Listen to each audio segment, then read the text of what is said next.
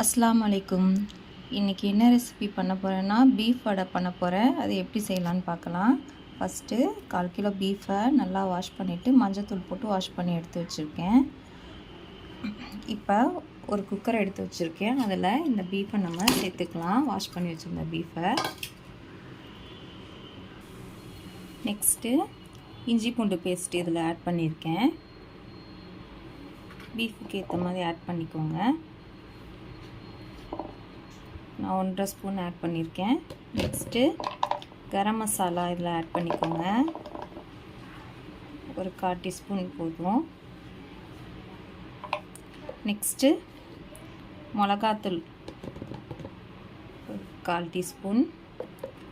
Next மல்லித்தூள் 1 teaspoon. Next மஞ்சத்தூள் அது ஒரு 1/4 டீஸ்பூன். நெக்ஸ்ட்டு கறி மசாலா அது 2 டீஸ்பூன் சேர்த்துருக்கேன். இப்போ இதுக்கு தேவையான அளவு தண்ணி சேர்த்துக்கலாம்.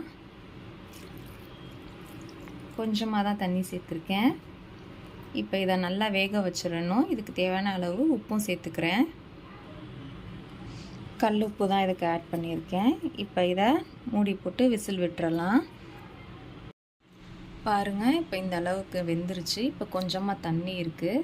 கொஞ்சம் அடுப்பை பற்ற வச்சுட்டு நல்லா அந்த தண்ணியை ட்ரை பண்ணிக்கணும். தண்ணியோடு போடக்கூடாது, ஏன்னா கறியிலே தண்ணி விடும். அதனால தான் நான் 1/2 டம்ளர் தண்ணி ஊற்றுனேன். அப்படி இருந்து கொஞ்சம் தண்ணியாக இருக்குது. இதை ட்ரை பண்ணணும்.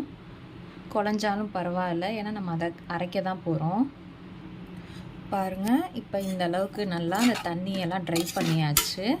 இப்போ இதை நல்லா ஆற வச்சிடணும். ஆற வச்சுட்டு இதை மிக்சியில் அரைச்சிக்கலாம். நல்லா ட்ரை ஆகி ஆறிடுச்சு. இப்போ இந்த ஸ்டேஜில் நம்ம இந்த கறியை ஜாரில் சேர்த்துக்கலாம்.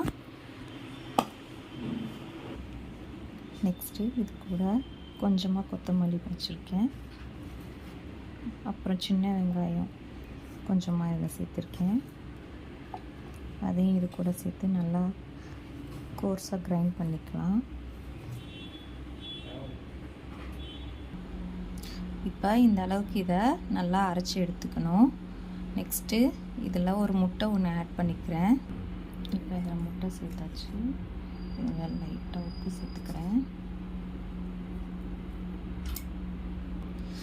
இப்போ எக்கு முட்டையும் நல்லா இதில் மிக்ஸ் பண்ணிக்கலாம். ஈவனாக மிக்ஸ் பண்ணிக்கோங்க. இப்போ உப்பு முட்டை போட்டு மிக்ஸ் பண்ணியாச்சு. இப்போ கிறிஸ்பினஸ்க்காக ஒரு ஸ்பூன் அரிசி மாவு சேர்த்துருக்கேன். பைண்டிங்காக கடலை மாவு கிறிஸ்பியாகவும் இருக்கும், தண்ணியாக இல்லாமல் உதிராமல் இருக்கும். அதையும் கொஞ்சம் சேர்த்துட்டு இப்போ இதை நல்லா மிக்ஸ் பண்ணிக்கலாம். ஈவனாக மிக்ஸ் பண்ணிக்கோங்க. கொஞ்சம் எண்ணெயில் போட்டு உதிர மாதிரி இருந்தால் இன்னும் கொஞ்சம் கடலை மாவு சேர்த்துக்கோங்க. அப்படி இல்லைன்னா உடச்சக்கல்ல கூட பவுடர் பண்ணி இதில் ஆட் பண்ணிக்கலாம். எல்லாத்தையும் போட்டு பர்ஃபெக்டாக மிக்ஸ் பண்ணியாச்சு. இப்போ ஒரு கடாயில் எண்ணெய் ஊற்றி இந்த வடையை நம்ம ஃப்ரை பண்ணி எடுத்துக்கலாம். இப்போ எண்ணெய் நல்லா காஞ்சிருச்சு. இப்போ நான் அந்த வடையை இந்த மாதிரி உருண்டை பிடிச்சி நல்லா தட்டி வச்சுருக்கேன். ஸோ இதை ஒன்று ஒன்றா இதில் ஆட் பண்ணிக்கலாம்.